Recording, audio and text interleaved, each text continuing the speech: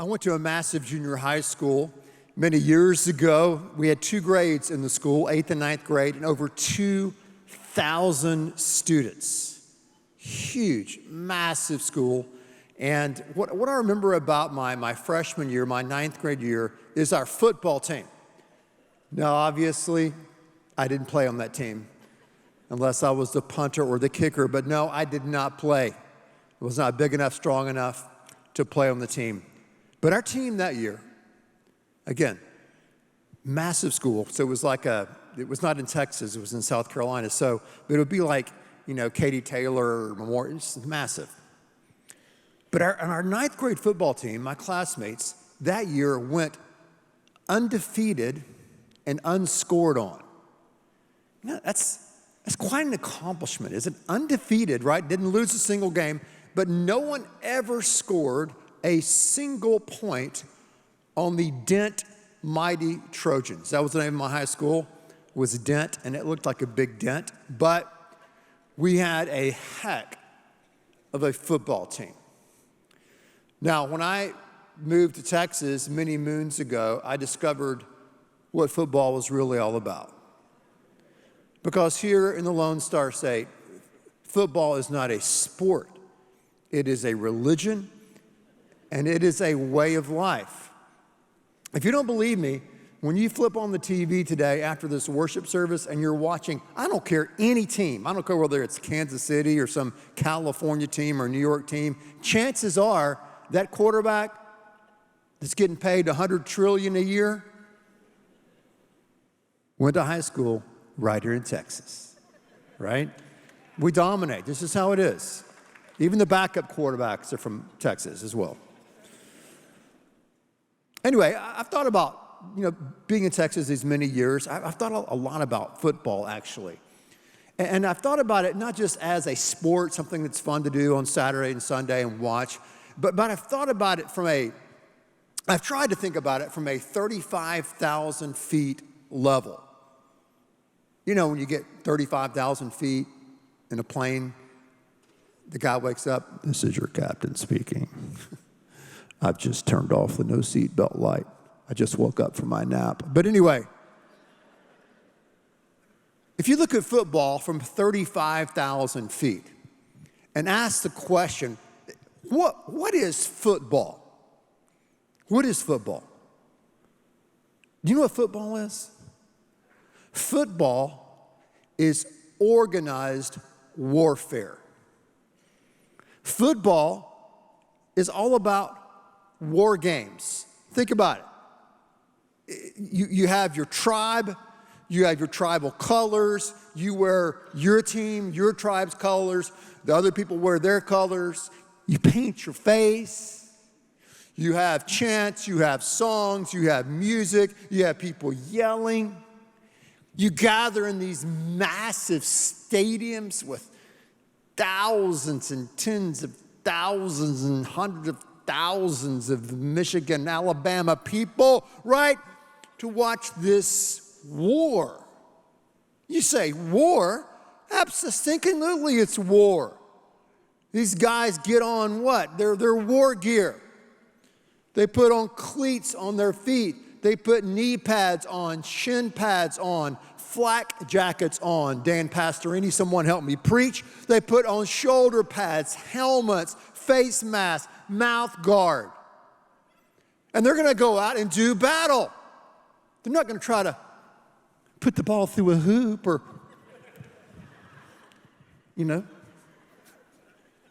base, I'm safe. No. You go out there and you rip them and you kill them and you hit them, you ring them, right? I mean, that's football. And at the end of the war, you have a winner and a loser. And if you win enough, then your tribe, your team will get a lot of money. Okay? It's a war. So what if one of these great high school lads from Texas, who's going to be the starting quarterback on almost every game you watch today, What if they decided, you know what, I'm going to go into battle today. I'm going to get on the field, and I'm not wearing anything. I'm just going to wear my street clothes. I'm just going to just dress like this, and a little pink shirt and a little sweater. But I'm going to play because I came here to war. I came here to do battle. What is going to happen? I don't care how fast and quick they are, like Mahomes or Kyler Murray. It doesn't matter. They're going to get smashed. They're going to get tackled. Their bones are going to be broken. And they could actually lose their very life. Why? Because they're entering into a type of warfare, a type of physical contact without the right equipment. Now, many times, we go out into our worlds, we go out into our schools, we go out into our jobs, we go out into our relationships, we go out and face the rough and rugged realities of Monday morning and all that follows, and we're not properly equipped. Because all of us here, whether we recognize it or not, are involved in a type of warfare, a spiritual warfare that has much higher stakes than the football game that you and I will watch after church today. So what do we need to be equipped with to do battle in life and to do battle in this culture war that we find ourselves in right here in 2022? Well, the answer is right in the book of I heard someone say it, Ephesians. Ephesians, chapter number 6. It's the last chapter in the book. And in this, we find out the equipment that you and I need to wear. Paul lays it out for us. And by the way, he's writing to people. He himself is in prison in Rome. He's writing to people who are Christians, primarily, who are getting persecuted, perhaps thrown in prison. Some will be thrown right there in the Colosseum in front of the stadium to be fed to the lions and tigers. This is a very dangerous life or death situation. He's not, whistling Dixie and giving nice little things that we can crochet onto a pillow or put on a t-shirt. No, this is a war. He says, finally, be strong in the Lord and his mighty power. Put on the full armor of God so that you can take a stand against the devil's schemes.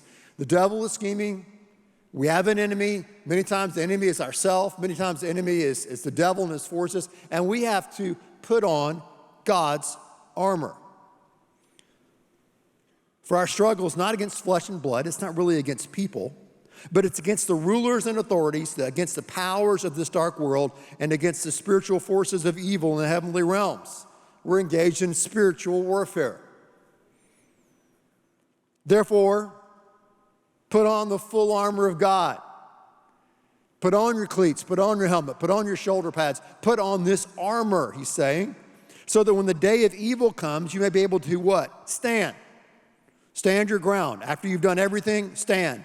Verse 14, stand. Stand firm with the belt of truth buckled around your waist and with the breastplate of righteousness in place. Now, we've been doing this series on culture, looking at the different things that are happening in our world today. I've done a lot of research. All of our teaching team has. I've read philosophers, theologians, Democrats, Republicans, atheists, Christians, all of these people who are saying in our country today and in the Western world, we need to push back against people who have fallen prey to critical theory or neo-Marxism or wokeism. Everyone who says we need to push back will say this one thing, that we as a people must stand. We must stand in the cultural space we find ourselves in, and we must stand, obviously, as Christians and in the church. Paul gives us the equipment we need to have. And I've made it an acrostic. I'm not really an acrostic kind of person. I think they're kind of goofy, but when they work, they're gold, okay? So, I don't know if this is gold, but at least it's silver, all right? Stand. The S stands for Strength. There's a muscle under there. There is one, I promise. Strength. You got to have strength. He says what? Be strong. How? Be physically strong? Yeah, it's good to be physically strong. But he says be strong in the Lord. He told Joshua chapter 1, be strong and courageous because God is with you. Our strength is in him. Our strength, as we've been singing about, is in Christ. The S is for strength. The T is for truth. We saw that a few weeks ago. We have the belt of truth. We believe that there is a reality outside of us, that's external of us, that's true, that's objective, that's right. We believe there's a God who is holy, forever separate. He set the standards for what's right and wrong in our lives. He's given us a conscience so we know what's right and wrong. And so we know what truth is. We don't know truth completely, but we know enough truth to organize our life and to organize our community and groups of people. The A in the acrostic is for answers. Answers. We need to have answers for the questions that people are asking. And people are asking questions like, who am I? What's my identity? Where do I fit in? How can I make a difference? And we've got to be able to give answers. Answers to the questions that people are asking in our home, in school, workplace, co-workers, and in the culture at large. We've got to be able to give answers. And when you look back at the inception of the Christian faith, which would be in about 33 AD, the answer that Paul gave was the gospel. The message that he took into the Roman world under great duress, under great distress, under great persecution, the answer he gave was the gospel. The gospel. The good news about what God has done for us in Christ. And a massive element or reality, if you would, practical application, is this second piece of the armor, this righteousness, this breastplate of righteousness that covers our heart and covers our soul. Remember Romans 1:16 following? He writes, I'm not ashamed of the gospel, for it is the power of God unto salvation to everyone who believes, the Jew first, also to the Greek. For in the gospel, what? A righteousness from God is revealed. God is forever holy, holy, holy. He is 100% righteous and holy and pure. He will forever be that. At the same time, we are sinful. We have messed up. We have fallen short of God's standard. So righteousness, perfect righteousness, 100% perfect righteousness is God's standard, and that's something that you don't have, and it's something that I don't have. So where can we get this righteousness that we so desperately need? Where can we get this righteousness?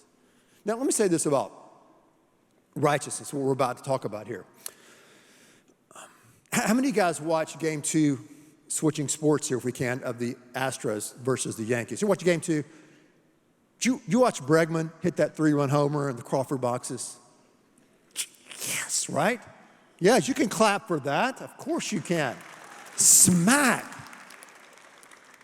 When something happens like that in a baseball game or say something happens in a football game or a basketball game, that play right there is what we call a game changer. It's a game changer. It changes everything. So as you grow in your relationship with God, what I've discovered in my life is that you have these moments in your life. Have you discovered that are game changers? They're game-changing moments. God allows you to see something that you didn't see. I'd been a Christian for 15 years, and I didn't understand the righteousness of God in Christ. I didn't understand this breastplate of righteousness. I was trying to earn my own righteousness. I was trying to show God how good and how holy I am. Therefore, he should accept me. And I never measured up. And I tried again, and I tried again, and I tried again. And in my church growing up, you could come down front to rededicate your life. Every Sunday, I wanted to rededicate my life. And then you can rededicate your rededications the next week. And so it was frustrating, right? Talk about Catholic guilt. There's also Baptist guilt and Pentecostal guilt. There's all kind of guilt. There's all kind of shame when you realize God is holy. He is righteous. If you can be a little bit honest, or you know that you're not. But here's what God does for us, and here's the game changer, is that Jesus Christ not only came and died and rose again on a cross for you. He didn't just die for you and rise again that you could be forgiven, though he did that, and that's critical. Jesus also lived a life of 33 years, perfect obedience for you and for me. He earned a perfect righteousness that you and I can never earn and will never earn. That's what he did for us. It's Christ's very righteousness. He didn't just die for us and rise for us. He lived for us, undefeated, unscored on.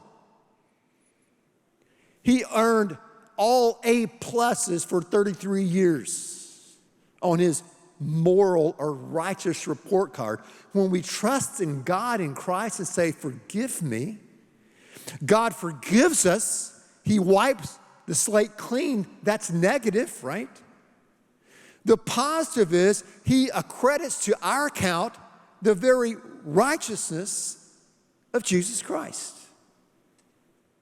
so that we can be forgiven and totally accepted and 100% righteous before God now and whenever we pass away. That blew my mind. I've been in the church. I'm sure I'd heard it from Bible study teachers and pastors, but it just didn't sink into my little brain until, I don't know, in my 20s, late 20s, I started to, oh, wow, this righteousness, oh, on Christ, the solid rock I stand. All other ground is sinking sand. How can I get right with God? How can I get right with this God who is holy forever? How do I get straight with him? How can I get right with him? Can I clean up my act? No. Can I read enough Bible verses? No. Can I pray enough? No. Can I sacrifice enough? No. I've got to totally trust in someone else's goodness, someone else's righteousness to make me acceptable before God. Yeah. So, let me say something that I've gotten letters and emails on over the years, that's been misunderstood. I'll try not to do that today. Martin Luther, who was the crazy guy that started the Reformation back in the 1500s, had a protege by the name of Philip Melanchthon. And you have to realize Philip Melanchthon and Luther were coming out of a very strict monastery-like existence. Not as an analogy, they actually lived in monastery that were monks. They were just so, passionate and trying to be puritanical to live out this righteousness and to earn their righteousness. And Philip Melanchthon, this protege of Luther, always felt guilty. Like one day he felt like he was going to heaven. The next day he felt like he was going to hell. The next minute he was going to heaven. The next minute he was going to hell. And he's going back and forth, back and forth. You're in, you're out, you're in, you're out. And it was driving him crazy with shame and guilt. Luther wrote Philip a letter and said, because Philip had written him a letter telling him what was going on, and Luther wrote him a letter back and said, Philip, go out and sin boldly. Go out and sin boldly. That's what I got the letters for. But believe in Christ more boldly still. The gospel is completely outside of you. Okay? And that phrase, the gospel is outside of you, the gospel is external to you, this righteousness is outside of you. It's something that you will never earn. You'll never measure up. You're not good enough. You have to receive this utter mercy, this gift of righteousness. It's outside of you. It doesn't change. That changed my life. And it changed Philip Melanchthon's life too. Now again, Luther is not encouraging people to go sin. Woohoo! What a great day at 11:11. Ben says sin. No. I am not saying that. What I believe Luther was saying, help me out here, Gabe, is that he was saying that your little sins or your big sins are not that big a deal in comparison to the massive power of the gospel of Jesus Christ. That's what I think he was saying. And when he said the gospel is outside of you, it's external to you, that means that the gospel is all about what God has done for you in Christ Jesus in time, space, history. So when people ask me, as they do in this tradition, hey, when were you saved? I could say with a straight face and all honesty and pass a polygraph, I was saved 2,000 years ago on a hill outside of Jerusalem. That's when I was saved. That is my hope. He is my righteousness. And so it's outside of us, this righteousness that we need to be accepted before holy God, this righteousness that covers us is not our own. It is Christ's very righteousness.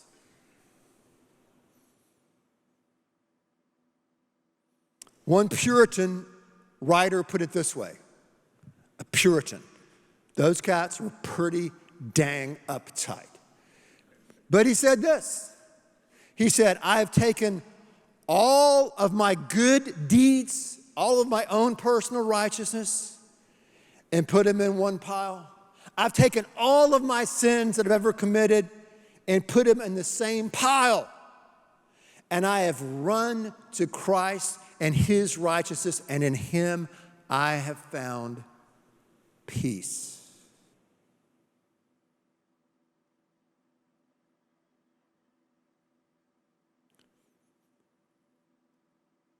Righteousness, Christ's righteousness, is the only defense we have in this warfare of accusations and shame that others will reap upon us, but that Satan himself loves to accuse us of. And whenever I feel condemned, whenever I feel guilty, I'll own it. Yes, I am guilty. Yes, I have done this. But then I'll point to the one outside of me, and I'll point to his righteousness as my very own. And then I have peace. Peace. So righteousness is a gift, and it's a goal. Right? Righteousness, this external righteousness I've been talking about today, is, it's about right standing, but righteousness is also about right living. Because God has given us this righteousness, this breastplate of righteousness that allows us to be accepted before him. Doesn't mean that I go, wow, I'm going to go out and do whatever I want to do. No, God's Spirit is inside of me and inside of you if you trust in him, and he empowers us to start living a right life. Not a perfect life, but a faithful life.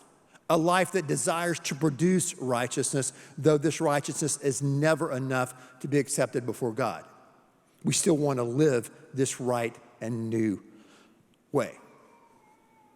So, my encouragement to you today, my encouragement to myself today, is that as we go out into our life, as we go out into the world, as we continue to face the multiplicity of attacks and our culture today, and you've got to put on that armor. You've got to put on your equipment to be on the field, to be in the battlefield.